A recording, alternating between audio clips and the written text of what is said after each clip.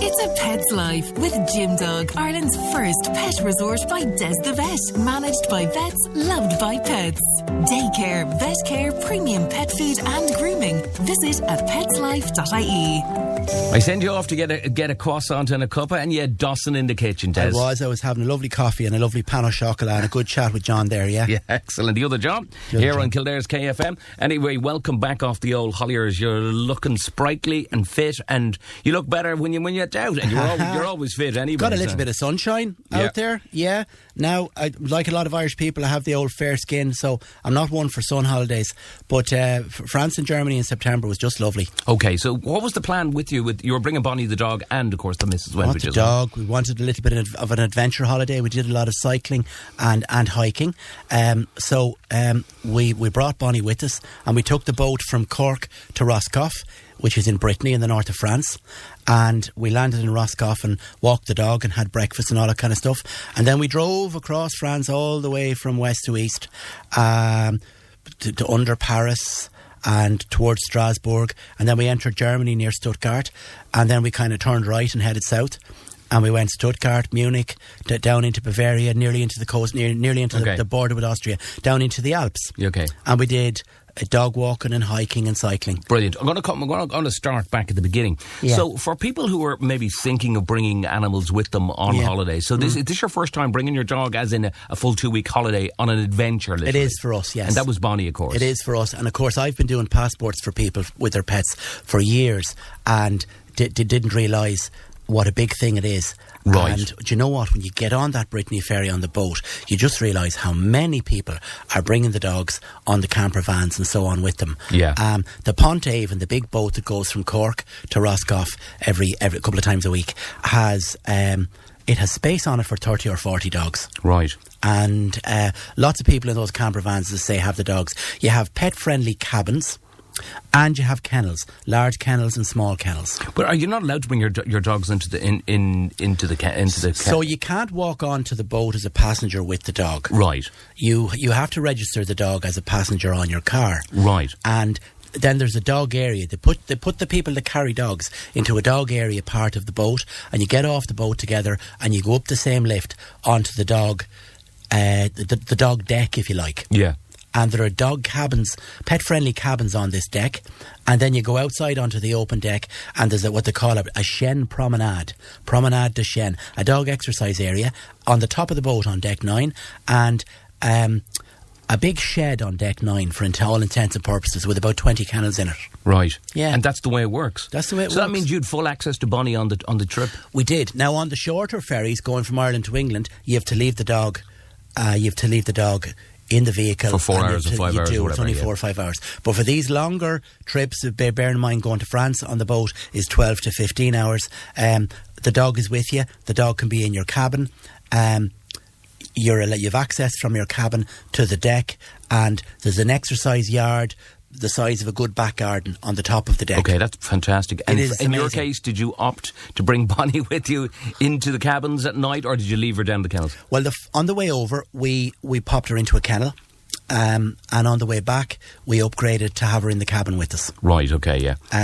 We also had to switch boats on the way back because there was bad weather, and the Pontaven, I think, had to stay in Cork. Okay. And we ended up on a slightly smaller boat called the Armorique after a 12-hour day on the way back. And this would be a tip for listeners. Do book a pet-friendly cabin, because if they switch you from one boat to another and you don't have a pet-friendly cabin, they'll ask you to leave the dog in the vehicle.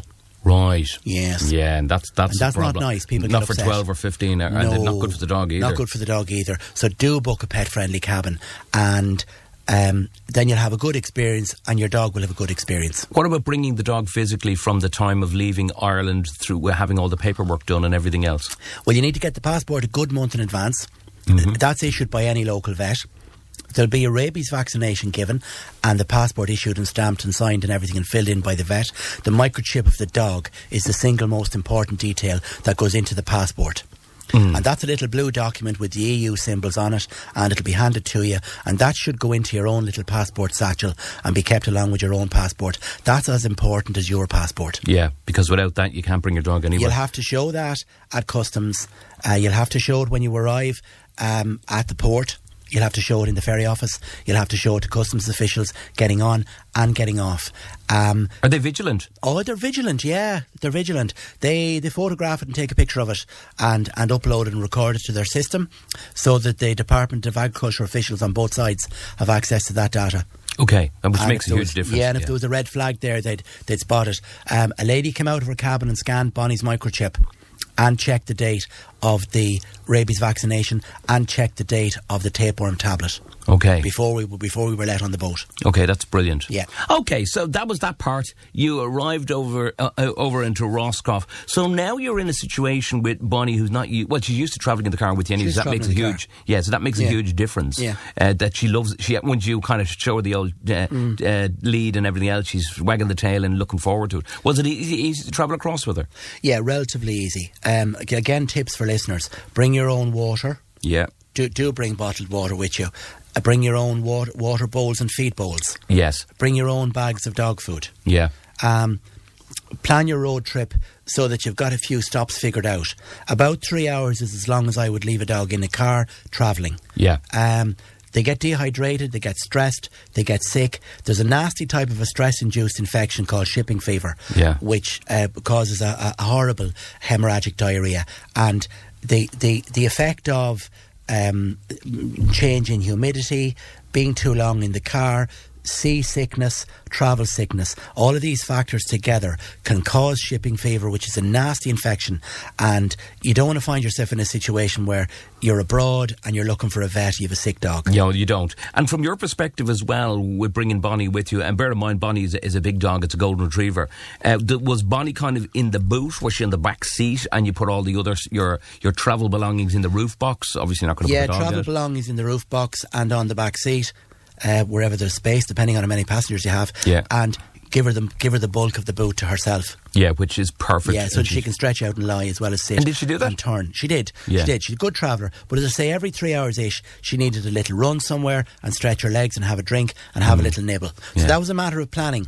Yeah. And do you know what? In France, we found dog parks. Parc de Chien in a few little country towns en route. Yeah. We were able to stop about 3 times for half an hour to an hour. Brilliant. We also found that restaurants over there are very good. 3 or 4 hours off Roscoff now, for instance, we was kind of lunchtime, and we found a golf course 4 or 5 kilometres off the main road around Le Mans, where the 24-hour race is. Yeah, lovely golf course with a lovely restaurant. Yeah, and the dog was welcome on the patio of the restaurant, no problem. We got a nice lunch.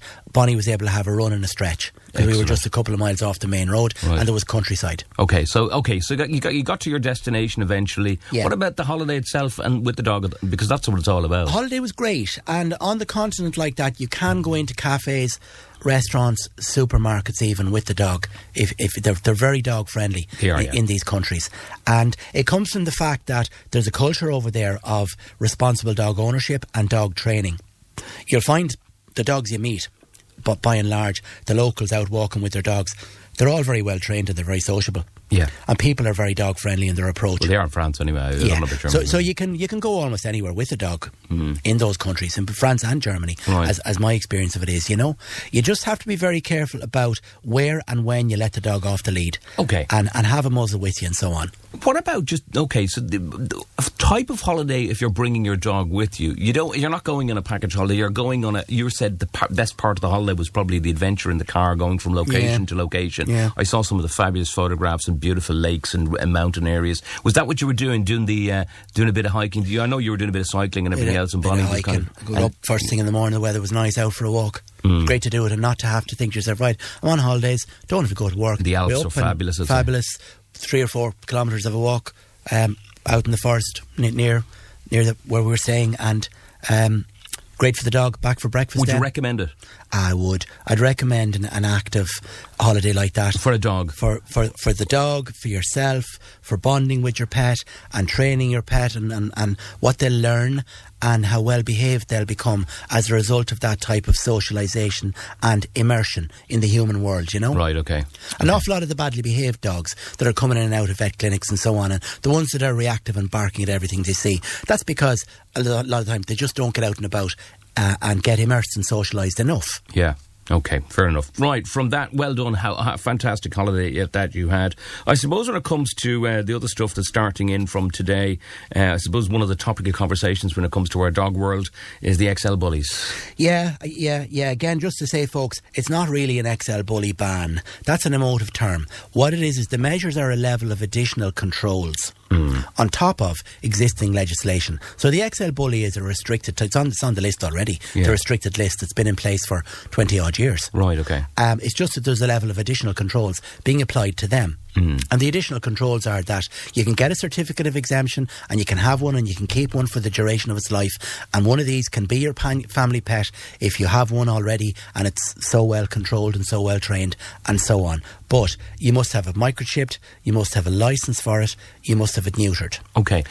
The other thing I heard in the news today was regarding that mixed XL bullies, types. Are they banned as well, or are they under the same criteria? Yeah, they are. Now, anybody trying to, get around this sort of thing, there's no way around it, because the physical conformation, the physical type of dog is defined in the breed. Doesn't matter what label you put on it. Yeah. This is a type of a species of animal, and you might say to an inspector, oh, mine isn't an XL bully, it's a Ridgeback cross or it's a Rottie cross or whatever. That doesn't matter. If he says it's an XL bully type, if it ticks the boxes in terms of its physical criteria, then it must meet the legislation, it must meet the controls. Yeah, that makes a difference, doesn't it? It does, and the physical criteria are quite specific.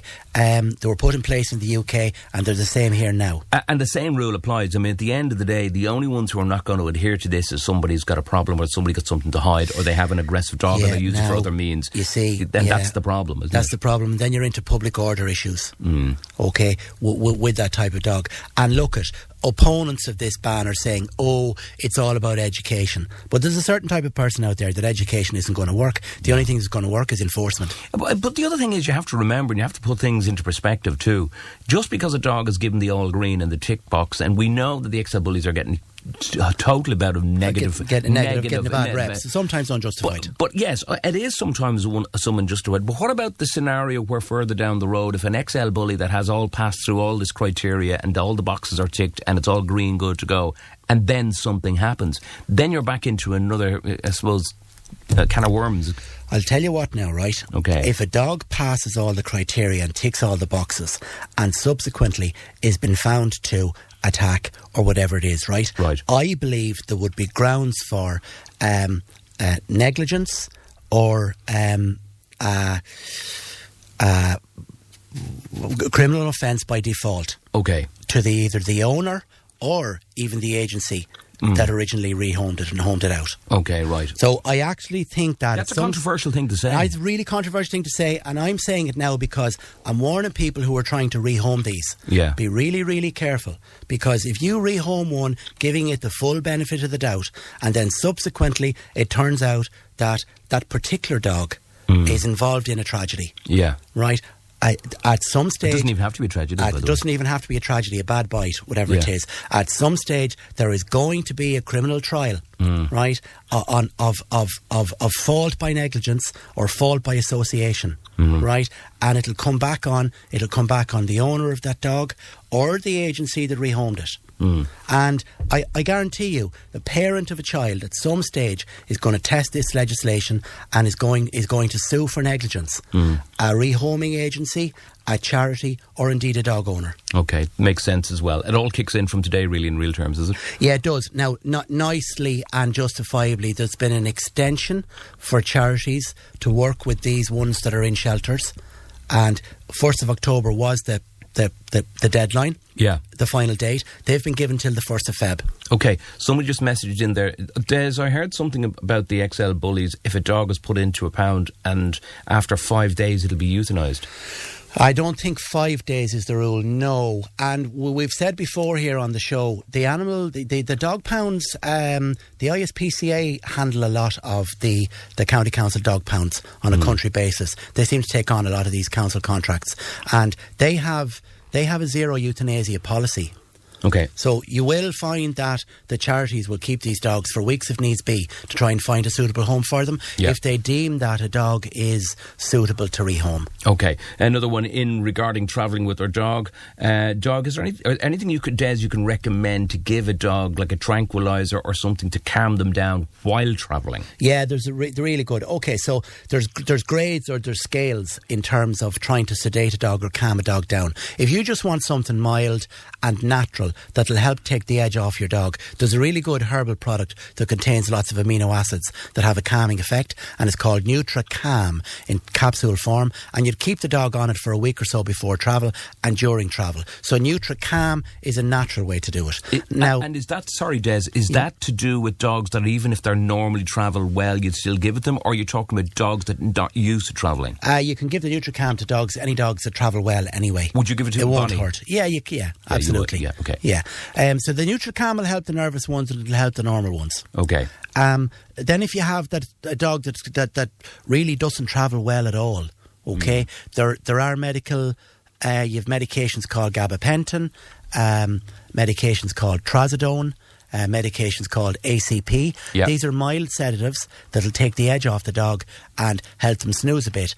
If it's a thing that they're going to have to be in a kennel for 8 to 10 hours on the boat, the trazodone or the ACP and so on would be helpful. So people worried about that, chat to your vets and they can put a plan in place. We have a little tranquilizer cocktail, a program that we use for dogs that are nervous coming into the vets. Yeah. And the owners pop the pill in the night before, pop the pill in on the morning of the appointment, and we can use those for dogs. We can use that protocol for dogs travelling as well. Okay, and same type of question. Jackie was on. She says, "Hi Des, can I give my dog something to calm them down for fireworks?"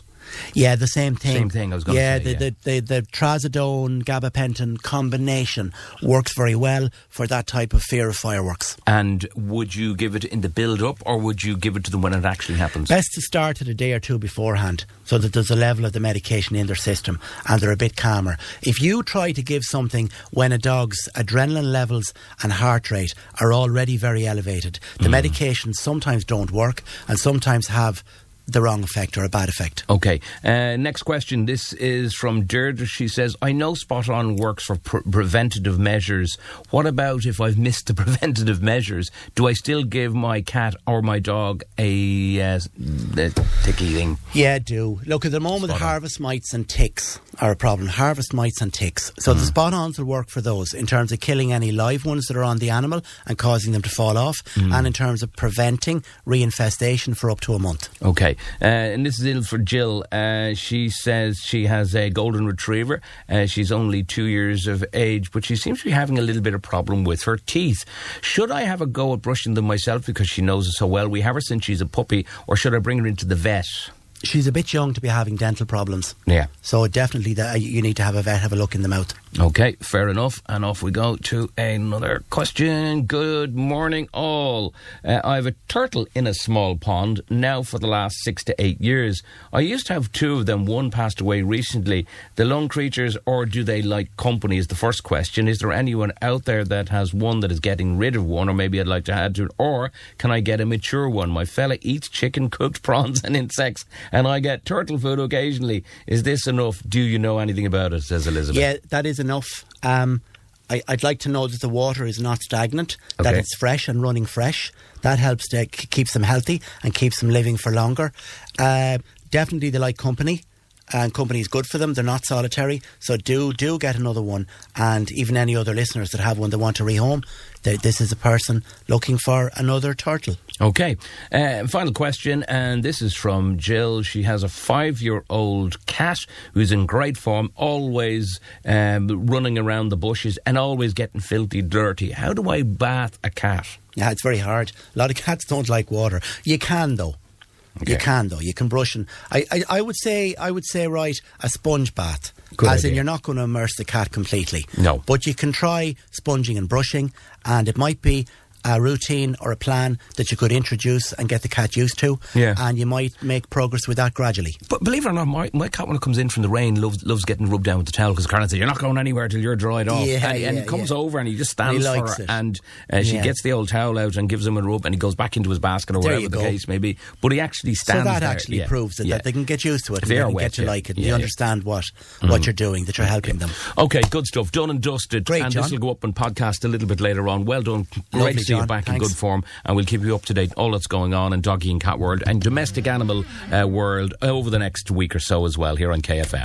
It's a pet's life with Jim Dog, Ireland's first pet resort by Des the Vet, managed by vets, loved by pets. Daycare, vet care, premium pet food and grooming. Visit at petslife.ie.